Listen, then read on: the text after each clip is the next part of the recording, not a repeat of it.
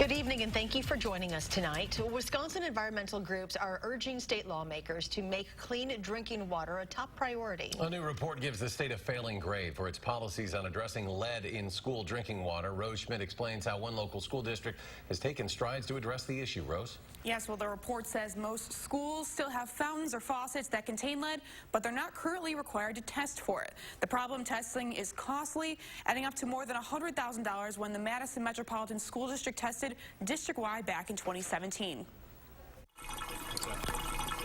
We're responsible for, 25,000 little ones every single day. And with thousands of students, It was on us to make sure the water they were drinking was as safe as possible. Chad Weezy says in 2017, that philosophy led the Madison Metropolitan School District to test all 1,300 water fixtures a student or staff member could drink from, finding that 93% came back below the federal standard for lead. We hadn't done district-wide testing in 30 years and had folks in the community and parents and teachers that wondered why not. 97 samples came back higher than the EPA recommends, but those fixtures have since been replaced. Since then, the school district has decided to annually test 10% of its faucets.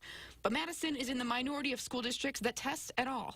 The problem is that across the state, we don't have requirements for testing, disclosing, and ultimately getting the lead out of our drinking water in schools.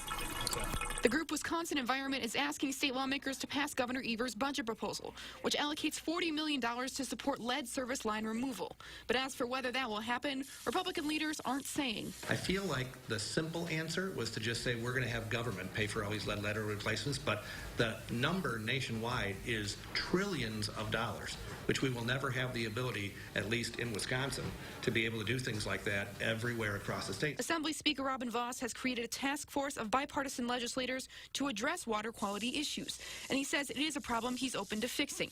Wisconsin Environment hopes that task force will create an opportunity to address the problem, particularly in schools.